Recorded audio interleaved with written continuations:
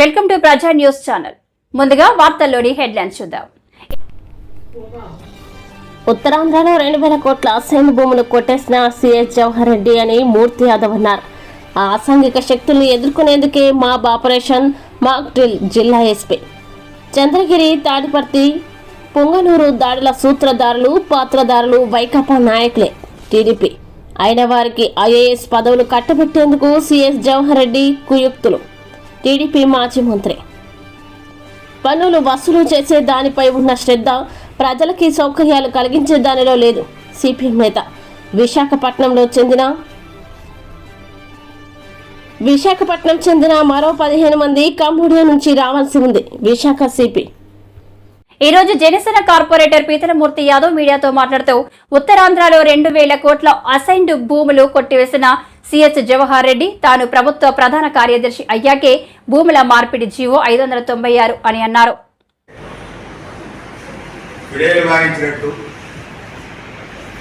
రాష్ట్ర ప్రధాన కార్యదర్శి ఇక్కడ ఒక పక్క ఎన్నికల్లో హింస జరిగి ఎన్నికల కమిషన్ ఒక ప్రత్యేకమైనటువంటి సిట్ని ఏర్పాటు చేసి పోలింగ్ తర్వాత అల్లరి జరుగుతున్నటువంటి తరుణంలో వాటిని పర్యవేక్షించకుండా రాష్ట్ర chief secretary doctor K Jawahar Reddy గారు విశాఖ నగరానికి దొంగ చాటున అధికారిక కార్యక్రమాలు లేకుండా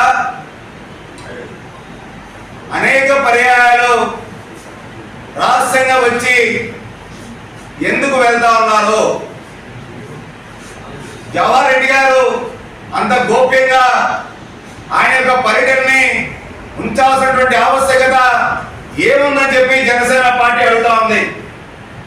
ప్రతిపక్షాలు, కూటమి పార్టీలన్నీ కూడా పెన్షన్దారులకి ఇంటికి పెన్షన్ చేర్చాలని చెప్పి అంటే సచివాలయాలు పిలిచి 33 మంది మృతికి ఈ జవహర్ రెడ్డి గారు తీసుకున్న నిర్ణయమే ప్రధాన కారణం. ఒక పక్క ఆరోగ్యశ్రీ సేవలు బిల్లులు చెల్లించకపోవడంతో రాష్ట్ర ప్రభుత్వం 1500 కోట్ల రూపాయలు ఆరోగ్యశ్రీ సేవలు బిల్లులు చెల్లించకపోవడంతో సేవలు నిలిచిపోతే కనీసం పేద ప్రజల ఆరోగ్యాన్ని నిశ్చించుకోవడం కూడా హాస్పిటల్ యాజమాన్యంతో చర్చలు జరపకుండా సంఘటనలో సడేమి అన్నట్టు కె జవహర్ రెడ్డి గారు పదే పదే విశాఖ నగరానికి రావడానికి గల కారణం ఏంటి? ఏదైతే జగన్మోహన్ రెడ్డి ప్రభుత్వం నా ఎస్సీ, నా ఎస్టీ, నా బీసీ అని చెప్పి పదే పదే చెప్పుకునేటువంటి ముఖ్యమంత్రి జగన్మోహన్ రెడ్డి పేదల భూములు, అసైన్డ్ భూములు ఏవైతే ఉన్నాయో, డీ పట్టా భూములు ఏవైతే ఉన్నాయో వాటి కోసం వాళ్ళకి యాజమాన్య హక్కులు అమ్ముకునే దానికి హక్కులు ఇచ్చే విధంగా ఒక చట్టాన్ని ఒక ప్రణాళికబద్ధంగా అసాంఘిక శక్తులకు ఎదుర్కొనేందుకే మాబ్ ఆపరేషన్ మాక్ డ్రిల్. అల్లర్లు, హింసాత్మక ఘటనలకు పాల్పడితే కఠిన చర్యలు. జిల్లా ఎస్పీ జిఆర్ రాధిక ఆకట్టుకున్న పోలీసుల మాబ్ డ్రిల్. అసాంఘిక శక్తుల్ని ఎదుర్కొనేందుకే మాబ్ ఆపరేషన్ మాక్ డ్రిల్. అల్లర్లు, హింసాత్మక ఘటనలకి పాల్పడితే కఠిన చర్యలు. జిల్లా ఎస్పీ శ్రీమతి జిఆర్ రాధిక ఆకట్టుకున్న పోలీస్ మాక్ డ్రిల్.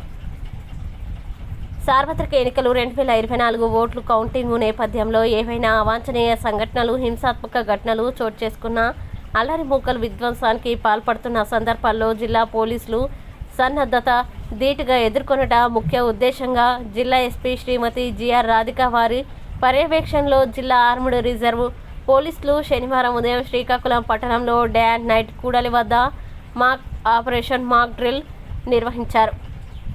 ఈ సందర్భంగా జిల్లా ఎస్పీ మీడియాతో మాట్లాడుతూ సార్వత్రిక ఎన్నికల అనంతరం తుది ఫలితాలు వచ్చే వరకు జిల్లాలో ఎటువంటి అల్లర్లు, హింసాత్మక ఘటనలు జరగకుండా ముందస్తు చర్యల్లో భాగంగా ఈరోజు జిల్లా పోలీస్ యంత్రాంగం శ్రీకాకుళం పట్టణంలో డే అండ్ నైట్ కూడలి వద్ద మాబ్ ఆపరేషన్ మాక్ డ్రిల్ నిర్వహించడం జరిగిందని పేర్కొన్నారు. ఈ మాబ్ ఆపరేషన్ యొక్క ముఖ్య ఉద్దేశం పోలీసుల యొక్క సన్నద్ధత మరియు ప్రజల్లో అవగాహన చైతన్యం చేసేందుకు జిల్లాలో 144 సెక్షన్ 30 పోలీస్ యాక్ట్ అమల్లో ఉన్నందున అసాంఘిక కార్యకలాపాలు శాంతి భద్రతలకి విఘాతం కలిగించే అసాంఘిక శక్తుల మూకల్ని నియంత్రించి ఒకే చోట 4 కన్నా ఎక్కువ మంది గుమిగూడి ఆందోళనలు హింసాత్మక ఘటనలు చట్ట వ్యతిరేక కార్యకలాపాలకి పాల్పడిన వారిపై లాఠీ చార్జ్ ఫైరింగ్ చేయడానికి వెనకాడబోమని ఎస్పీ హెచ్చరించారు. ఈ కార్యక్రమంలో అదనపు SP doctor G Prema Kajal, Disha DSP Srinivasa Rao, L Seshadri Naidu, సిఐలు ఎల్ సన్యాసి నాయుడు, ఉమా మహేశ్వరరావు, ఆర్ఐలు సురేష్, రమేష్, కేవి నరసింహారావు, ఇతర పోలీస్ అధికారులు సిబ్బంది పాల్గొన్నారు. అవాంఛనీయ సంఘటనలు జరగకుండా ఉండడం కోసం శ్రీకాకుళం జిల్లా పోలీసులు ఈరోజు శ్రీకాకుళం పట్టణంలో మాబ్ ఆపరేషన్ డ్రిల్ కండక్ట్ చేయడం మీరు చూశారు. ఈ మాబ్ ఆపరేషన్ డ్రిల్ యొక్క ముఖ్య ఉద్దేశం పోలీసు బలగాల యొక్క సన్నద్ధత, అదేవిధంగా పబ్లిక్కి కూడా ఒక అవేర్నెస్. ఎవరైనా అన్లాఫుల్ అసెంబ్లీ అంటే చట్ట విరుద్ధంగా ఎవరైనా సరే, ఇప్పుడు మన జిల్లాలో మొత్తంగా 144 సెక్షన్ అమలు చేయబడడం జరుగుతుంది. సో ఎవరైనా 144 కానీ సెక్షన్ 30 ఆఫ్ పోలీస్ యాక్ట్ కానీ వ్యతిరేకంగా ఇల్లీగల్గా ఎవరైనా గుమిగూడడం జరిగినట్లయితే వాళ్ళ మీద చర్యలు తీసుకోవడానికి లాఠీ చార్జ్కి ఫైరింగ్కి కూడా పోలీసులు వెనుకాడబోరు అనేసి అసాంఘిక శక్తులకు హెచ్చరిక చేస్తున్నాము.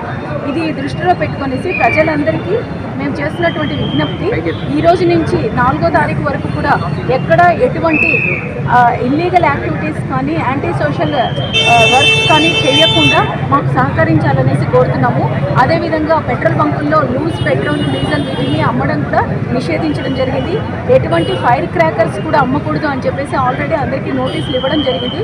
కౌంటింగ్ డే రోజున ఎవరైనా మాకు ఇబ్బంది పెట్టినట్లయితే, ఎవరైనా లా అండ్ ఆర్డర్కి విఘాతం కలిగిస్తారు, శాంతి భద్రతలకు హింసకు పాల్పడతారు అనే మాకు ఇన్ఫర్మేషన్ ఉన్నట్లయితే వాళ్ళందరినీ కూడా మేము అరెస్ట్ చేస్తామని ముందుగానే హెచ్చరిస్తున్నాము. ఇంతేకాకుండా కౌంటింగ్ తర్వాత ఫలితాలు వచ్చిన తర్వాత కూడా ఎటువంటి విజయోత్సవ ర్యాలీలు కూడా చేయడానికి వీలు లేదు. ఎంసీసీ 6వ తారీఖు వరకు కూడా మనకు అమల్లో ఉంటుంది కోడ్, ఎన్నికల కోడ్. కాబట్టి ప్రజలందరూ, అదేవిధంగా పొలిటికల్ పార్టీస్ కూడా మాకు సహకరించాలని మనస్ఫూర్తిగా కోరుకుంటున్నాను. చంద్రగిరి, తాడిపర్తి, పుంగనూరు దాడుల సూత్రధారులు, పాత్రధారులు వైకాపా నాయకులే అని టీడీపీ నేతలు ఆరోపించారు. ఈ రోజు టీడీపీ కార్యాలయంలో మాట్లాడుతూ రాష్ట్రంలో జరుగుతున్న దాడులకు వైసీపీ నాయకులే కారణమని విమర్శించారు. గారి మీద వాళ్ళకు ఆ వ్యామోహమో లేదా తత్వమో లేదా ఇంకొకటో తెలియదు, కానీ ఇంత చాలా దారుణాలు చేశారు. ఇప్పటికైనా మారకపోతే కష్టమండి. ఇంకా మా పొంగనూరులో పెద్దిరెడ్డి రామచంద్రారెడ్డి గారి నియోజకవర్గంలో బూరగమంద అని ఒక ఊరుందండి. అది ఆయన సొంత మండలం, పెద్దిరెడ్డి గారి సొంత మండలానికి సంబంధించిన ఊరు. ఆ ఊర్లో ఉదయం 5 గంటలకంతా 8 మంది ఏజెంట్లని, ఆ చుట్టుపక్కల ఉన్న ఎన్నికల పోలింగ్ ఏజెంట్లన్నీ కిడ్నాప్ చేశారండి. బహిరంగంగా వైఎస్ఆర్ పార్టీకి చెందిన ఒక 15 మంది వచ్చి వాహనాల్లో వచ్చి వాళ్ళు బలవంతంగా తీసుకెళ్లారు. అవన్నీ సోషల్ మీడియాలో వైరల్ అయిన తర్వాత ఎక్కడో దింపేసి వెళ్ళిపోయారు. ఇప్పటి వరకు వాళ్ళ మీద కేసులు లేదండి.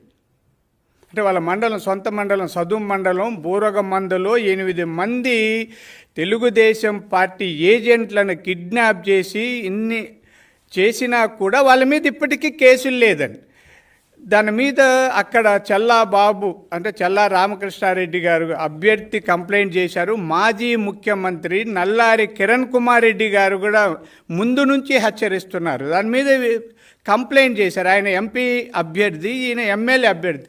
అంటే ఒక మాజీ ముఖ్యమంత్రి చేసిన ఫిర్యాదులు కూడా బొట్ట దాఖలు చేసి కేసులు పెట్టలేదంటే అక్కడ ఉన్న పోలీసులు ఏమనాలి చెప్పండి. మనకు తెలుసు, అంతకుముందు పొంగనూరులో చంద్రబాబు నాయుడు గారు ఆ ఏరియాలో పాదయాత్రగా నడిచి వస్తే అక్కడ పర్యటిస్తే రాళ్లతో కొట్టి తప్పుడు కేసులు పెట్టి భయభ్రాంతులకు గురి చేసిన విషయం మన అందరికీ తెలుసని. ఈ రాష్ట్రంలో ఎంతమంది వేల మంది మీద కేసులు పెట్టి ఇల్లు వాకలు వదిలి పరారైపోయారు. ఇప్పుడు అదే పరిస్థితి చంద్రగిరిలో ఉంది. అంటే చిత్తూరు జిల్లా, ప్రశాంతంగా ఉన్న చిత్తూరు జిల్లాలో జగన్మోహన్ రెడ్డి గారు ముఖ్యమంత్రి అయిన తర్వాత పులివెందల సంస్కృతిని తీసుకొచ్చి ఇక్కడ ఆపాదించారండి. అలా అన్నీ ఈ రాష్ట్రాన్నంతా పులివెందలు చేయాలనుకున్నారు. అయితే ఆంధ్రప్రదేశ్ ప్రజలు చాలామంది, అంటే మెజారిటీ వాళ్ళు ప్రజాస్వామ్యవాదులు కాబట్టి హాయిగా కొంత ఈ ఎదుర్కొంటూ వచ్చారు, మా వైపు నిలబడ్డారు, తెలుగుదేశం పార్టీకి అధికారం కట్టబెట్టబోతున్నారండి. అయితే ఇంకా తాడిపత్రి తెలుసు కదండి, తాడిపత్రిలో జేసీ దివాకర్ రెడ్డి గారు, జేసీ ప్రభాకర్ రెడ్డి గారిని ఎన్నిసార్లు ఎన్ని విధాలుగా వేధించారు, ఆ కుటుంబం మీద దాడులు చేశారు. అక్కడున్న ఇంతకుముందు ఎమ్మెల్యే పెద్దారెడ్డి వాళ్ళ రాజ్యాంగంలో ఒక ప్రజాస్వామ్య విలువలంటే ఏమి, ప్రజలు ఓటేసే విధానం ఏంటి, ప్రజల అభిప్రాయాన్ని వ్యక్తీకరించడానికే ప్రతి 5 సంవత్సరాలకు ఎన్నికలు జరిపి ప్రజల అభిప్రాయాల మేరకు ప్రభుత్వం నడపాలని ఆలోచన చేసుకొచ్చిన విధానానికి జగన్మోహన్ రెడ్డి పూర్తిగా వ్యతిరేకంగా రాజ్యాంగం లేదు, ప్రజలు లేరు, ప్రభుత్వాలు లేవు, నేనే ప్రభుత్వము, నేనే రాజ్యాంగము, నేనే రాజును అనే ఒక కొత్త నిర్వచనం తీసుకొచ్చి ఈనాడు తిరుపతి లాంటి ఒక శాంతిముఖ ప్రదేశంలో ఈనాడు దౌర్జన్యాలు చేసి ఈరోజు ఒక బుల్లెట్ ద్వారా శాసించాల్సిన పరిస్థితిని తీసుకొచ్చారంటే దానికి జగన్మోహన్ రెడ్డి గారు ప్రజలకు జవాబు చెప్పాల్సిన అవసరం ఉంది.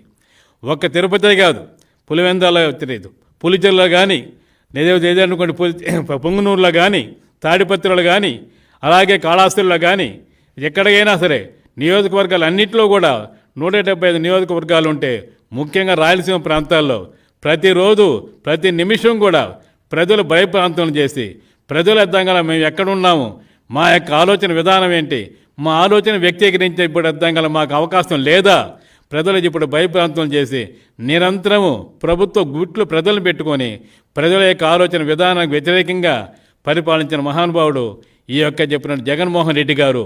అతని విధానానికే వ్యతిరేకంగా ఈరోజు మే 13వ తేదీన ప్రజలందరూ కూడా నిశ్శబ్ద విప్లవం ద్వారా ప్రజల యొక్క ఓటును ఉపయోగించి జగన్మోహన్ రెడ్డి గారిని భారతదేశ చరిత్రలోనే, ఆంధ్ర రాష్ట్ర యొక్క చరిత్రలోనే ఎన్నడూ లేని విధంగా వ్యత్యాసం చేసి ప్రజలంటే ఏమిటి, ప్రజలు ఏ విధంగా ప్రభుత్వాన్ని ఎన్నుకుంటారనే ఒక గొప్ప నిర్వచనాన్ని, తొలి ఆలోచనలను తీసుకురాబోతున్నారు.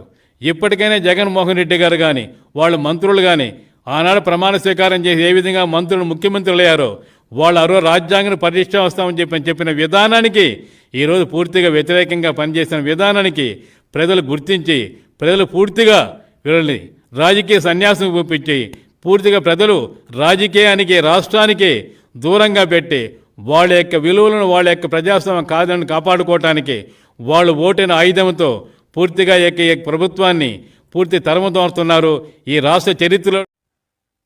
అయినా వారికి ఐఏఎస్ పదవులు కట్టబెట్టేందుకు సిఎస్ జవహర్ రెడ్డి కుయుక్తులు పన్నుతున్నారని టీడీపీ మాజీ మంత్రి దేవినేని ఉమామహేశ్వరరావు అన్నారు. రాష్ట్రంలో సిఎస్ జవహర్ రెడ్డి మాటలు చెల్లుతున్నాయని జూన్ 4న మెమోంటో చూపిస్తామని మాజీ మంత్రి దేవినేని అన్నారు. అట్లాగే Avinash Kumar principal secretary AP in charge ఏదైతే ఎలక్షన్ కమిషన్ విధులు చూస్తూ ఉన్నారో ఆయనకు కూడా ఈ ఉత్తరం రాయడం జరిగింది. ఏదైతే హడావుడిగా ఆర్భాటంగా ఇవాళ రాష్ట్ర కేడర్ అధికారులు ఐఏఎస్ఎల్ని ఎంపిక చేసేందుకు ఇంటర్వ్యూలు నిర్వహించేందుకు ప్రభుత్వ ప్రధాన కార్యదర్శి జవహర్ రెడ్డి ప్రతిపాదనలు పంపటం ఎన్నికల నిబంధనలకు విరుద్ధంగా ఈ కార్యక్రమాన్ని చేపట్టారు. జూన్ 4వ తారీఖున ఎన్నికల ఫలితాలు ఉన్నందువల్ల ఈ పదోన్నతుల ప్రక్రియ చేపట్టడం అనేది సరైన నిర్ణయం కాదని చెప్పి కూడా తెలియజేయడం జరిగింది. అదేవిధంగా ఎవరైతే యూపీపీఎస్సీ చైర్మన్కి కూడా చాలా క్లియర్గా ఈ వివరాలను, యూనియన్ పబ్లిక్ సర్వీస్ కమిషన్ చైర్మన్కి కూడా ఈ వివరాలన్నీ కూడా చంద్రబాబు నాయుడు గారు తెలియజేయడం జరిగింది. ఏదైతే మొండితనంతో ఇంటర్వ్యూలు నిర్వహిస్తే పూర్తిగా ఇది ఎన్నికల కోడ్ ఉల్లంఘించినట్టే. ఈ పదోన్నత జాబితాలో ఉన్నవారు కూడా ఎవరైతే ఇవాళ మీరు షార్ట్ లిస్ట్ చేస్తూ ఉన్న 49 మంది అని చెప్తా ఉన్నారో, కమర్షియల్ డిపార్ట్మెంట్లో చాలామంది అర్హత ఉన్న వ్యక్తులు అప్లై చేసుకోవడానికి కనీసం నోటిఫికేషన్ కూడా సచివాలయంలో హెచ్ఓడీలకు కూడా తెలియజేయాల మీ నోటిఫికేషన్. అంటే ఏ స్థాయిలో అధికార దుర్వినియోగం జరుగుతూ ఉంది, ఏ స్థాయిలో మీరు అస్మదీయుల కోసం పనిచేస్తూ ఉన్నారు, ఏ స్థాయిలో మీ జిల్లా స్థాయి మీ జిల్లా అధికారుల్ని, మీ అస్మదీయుల్ని, మీ బంధుగణాన్ని మీకు సంబంధించిన వ్యక్తుల్ని తెచ్చుకోవడానికి మీరు ధనంజయ రెడ్డి, జవహర్ రెడ్డి ఎంత ఆరాట పడతా ఉన్నారో ఈ వాస్తవాలన్నీ కూడా ఇవాళ మీడియా ద్వారా బయటకు వచ్చాయి. మీరు ఎవరైతే ఇవాళ షార్ట్లు ఇచ్చే 49 మంది వచ్చారని చెప్తున్నారో ఆ 49 మందిలో మీకు కావాల్సిన వాళ్ళని, మీ అస్మదీయుల్ని, మీ జిల్లా వ్యక్తులకు మెజార్టీ నెంబర్ ఇచ్చి దగ్గర 10 మందిని ఎంపిక చేశారు. అతి తక్కువ సమయంలో ఎటువంటి నిబంధనలు కూడా పాటించకుండా, ఎటువంటి ఎన్నికల నిబంధనలు ఏ లెక్క పెట్టే పనే లేకుండా అడ్డగోలుగా ఈ 10 మందిలో 5 మంది మీ సొంత జిల్లా, మీ సామాజిక వర్గానికి సంబంధించిన వాళ్ళని, మీ జిల్లాకు సంబంధించిన వాళ్ళని 10 మందిలో 5 ఉన్నారు. 49 మందిలో 10 మందిని ఏరారు. ఆ 10 మందిలో మీకు కావాల్సిన 2 వ్యక్తులు ఎవరైతే గడికోట మాధురి స్టేట్ ఆడిట్ డిపార్ట్మెంట్లో అధికారి, డీడీ స్థాయిలో 8 సంవత్సరాల సర్వీస్ పూర్తి చేయాలని రూల్స్ ఉన్నప్పటికి కూడా కేవలం డీడీ క్యాడర్లో 2 సంవత్సరాల అర్హత ఉన్నప్పటికి కూడా రూల్స్కు విరుద్ధంగా మీ వారిని, మీ అస్మదీయుల్ని కట్టబెట్టుకోవడానికి అడ్డగోలుగా ధనంజయ రెడ్డి, జవహర్ రెడ్డి మరి 10 మందిలో మొదటి నెంబర్లో మరి గడికోట మాధురి పేరు పెట్టడం జరిగింది. అదేవిధంగా గ్రూప్ ఏ రెండో వ్యక్తి కూడా మీకు సంబంధించిన వ్యక్తినే రెండో వ్యక్తిగా కూడా పెట్టుకోవడం జరిగింది. నేల కంటారెడ్డి, గతంలో అనిల్ రెడ్డి. గతంలో కూడా కన్ఫర్డ్ ఐఏఎస్లకి జరిగిన ఈ ప్రక్రియలో అప్పుడు కూడా జగన్మోహన్ రెడ్డి కనుసన్నల్లో అడ్డగోలుగా ధనంజయ రెడ్డి పేషలో పనిచేస్తూ ఉన్న నీలకంఠారెడ్డి నియామకంలో ఇదే విధంగా అడ్డగోలుగా కార్యక్రమాలు నడిపారు.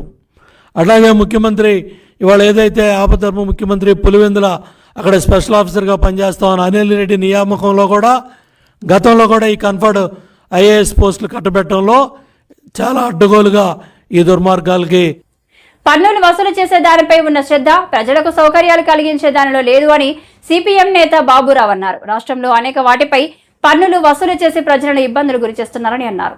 ప్రజల ఆరోగ్యంపైనే మాత్రం ఎటువంటి శ్రద్ధ లేదని అన్నారు. ఎన్నికల్లో ప్రధానమైన అధికార ప్రతిపక్ష వైసీపీ, తెలుగుదేశం, బీజేపీలు ఎన్నో వాగ్దానాలు చేశారు. ప్రజల్ని ఎంతగానో మోసం చేశారు, డబ్బు పంచారు. ఇవాళ ఎన్నికలు ముగియగానే నేతలందరూ విదేశాల పర్యటనలో ఉన్నారు. ప్రజా సమస్యలు మాత్రం గాలి కొదిలేశారు. సమస్యలన్నీ ఇవాళ ఇంకా ఎన్నికల ఫలితాల సంగతో భాగం. తర్వాత రాబోయే కాలంలో ఇంకా ఎన్ని ఇబ్బందులు వస్తాయో అర్థం కావట్లేదు. అన్ని వ్యవస్థలు కూడా దెబ్బతినిపోతూ ఉన్నాయి. ఒకవైపున హింస రెచ్చగొడతా ఉన్నారు. ఎన్నికల్లో డబ్బు పంపిణీ దగ్గర మాత్రం కుమ్మక్కయ్యారు. ఎన్నికలు అయిపోగానే హింసాకాండ, దౌర్జన్యాలు పెరిగిపోతూ ఉన్నాయి. ఎక్కడ అక్రమాలు జరిగినా ఎన్నికల కమిషన్ కళ్లు మూసుకుని కూర్చుంది. డబ్బు పంపిణీని అరికట్టడం పూర్తిగా విఫలమయ్యింది. వాళ్ళు కుమ్మక్క అయిపోయారు. అందుకని ఎవరు ఎలా అయినా బహిరంగ పంచుకున్న ఇబ్బందులు కూడా ప్రజాస్వామ్యాన్ని ఇవాళ పరిహాసం చేస్తా ఉన్నారు. ఇంకొక వైపు చూస్తా ఉన్నాం, బిల్లులు చెల్లించకపోవడంతో రవాణా శాఖలో ఉన్నటువంటి సర్వీసులన్నీ అయిపోయినాయి. రిజిస్ట్రేషన్ కార్యాలయాల్లో కూడా సాంకేతిక ఇబ్బందులు కాదు, బిల్లులు చెల్లించక అక్కడ ఆగిపోయినాయి. హాస్టళ్లలో ఆహార పదార్థాలు సప్లై చేస్తున్న బిల్లులు ఇవ్వలేదు. ఆరోగ్యశ్రీలో బిల్లులు ఇవ్వలేదు. ఇంకా కార్మికులకి జీతాలు ఇవ్వట్లేదు. ఉద్యోగస్తులకి, ఉపాధ్యాయులకి పెండింగ్ బకాయిలు ఎంతో ఉన్నాయి. ప్రజల నుండి పన్నులు వసూలు చేయటం మీద ఉన్నటువంటి దృష్టి ప్రజలకి సౌకర్యాలు కల్పించడం మీద లేదు. స్థానిక సమస్యలు కూడా ఎన్నికల్లో చూస్తే ఈరోజు ఉన్నటువంటి పట్టాలు గాని, ఇళ్లు గాని, ఇంకా మిగిలినటువంటి అనేక సమస్యలు పెండింగ్లోనే పెట్టేశారు. ఎన్నికల ముందు వరకు కోడ్ వచ్చే వరకు ఇదిగో అదిగో అని హడావుడి చేశారు. మళ్లీ కోడ్ వచ్చిందని చెప్పారు. ఇవాళ ఫలితాలని చెప్తున్నారు. ఆఖరికి ఎలా వచ్చిందంటే నగరంలో పారిశుధ్యం కూడా దెబ్బతినిపోయింది. డ్రైవర్లు సమ్మె చేస్తున్నారు, చెత్త వాహనాలు. ఆ బడా కాంట్రాక్టులు మాత్రం కోట్ల రూపాయలు చెత్త పన్ను పేరుతో వసూలు చేసి వాళ్ళకి దోచిపెడుతున్నారు. వార్డుల్లోకి వెళ్తే కనీసం కార్మికులు పనిచేయడానికి తోపుడు బళ్లు కూడా రిపేర్ చేయించకుండా కార్పొరేషన్ మరి వాళ్ళ అది కూడా ఆ భారాన్ని కూడా కార్మికుల మీద వేస్తా ఉంది. అంటే కార్మికుల్ని, ప్రజల్ని, పారిశుధ్యాన్ని ఎంత అధ్వానంగా చూస్తున్నారో దీన్ని బట్టి అర్థమవుతుంది. సిపిఎం పార్టీ దీనికి భిన్నంగా ఎన్నికల అయిపోయిన తర్వాత ఫలితాలు రాకముందే ప్రతి వార్డుకి తిరిగి ప్రజలను కలుసుకుని ధన్యవాదాలు చెప్పడమే కాదు, వాళ్ళ సమస్యలు కూడా తెలుసుకుని ఆ పరిష్కారాన్ని కూడా కృషి చేయడం జరుగుతూ ఉంది. అందుకే ఎన్నికల ముందు పార్టీలు చెప్పిన మాటలకి, ఎన్నికల తదనంతరం వారు వ్యవహరిస్తున్న తీరుకి, నేతలు వ్యవహరిస్తున్న తీరుకి తేడా కనబడుతుంది. ప్రజలు వీటిని గమనించాలి. రాబోయే కాలంలో పౌర సమాజం చురుకైన పాత్ర వహించి ప్రభుత్వాల్లో ఎవరున్నా సరే ఐక్యంగా వాళ్ళ మీద ఒత్తిడి తీసుకొచ్చి సమస్యల పరిష్కారానికి పూనుకోవాల్సిన అవసరం ఉంది. సిపిఎం అందుకు తోడ్పడుతుందని చెప్పి తెలియజేస్తుంది. విశాఖపట్నం చెందిన మరో 15 మంది కాంబోడియా నుంచి రావాల్సి ఉందని నగర పోలీస్ కమిషనర్ రవిశంకర్ తెలిపారు. వారు కూడా విశాఖ చేరుకోవడానికి ఏర్పాట్లు జరుగుతున్నాయని అన్నారు. ఇక్కడ నుండి వెళ్లిన వెంటనే సైబర్ నేరగాళ్లు వీరి పాస్పోర్టులను స్వాధీనం చేసుకుంటారని తెలిపారు.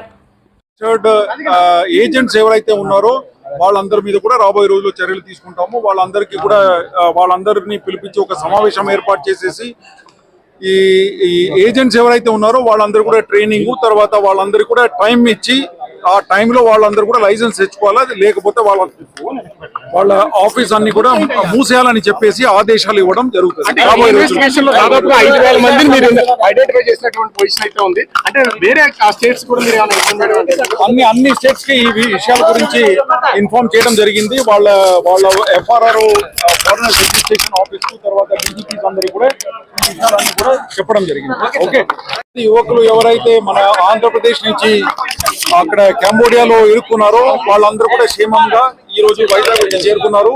ఇంకా నెక్స్ట్ ఫ్లైట్ లో ఇంకా 18 మంది ఇంకా రావాల్సి ఉంది.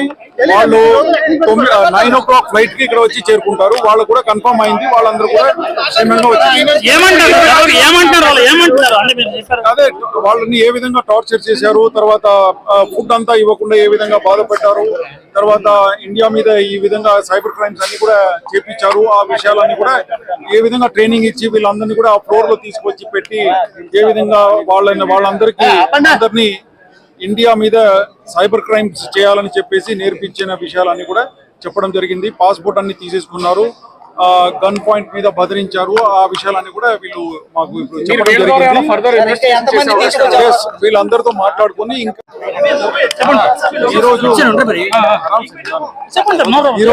ఈరోజు 10 మంది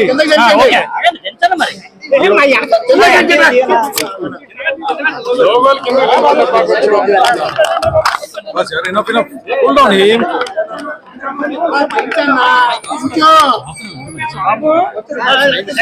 ఈ రోజు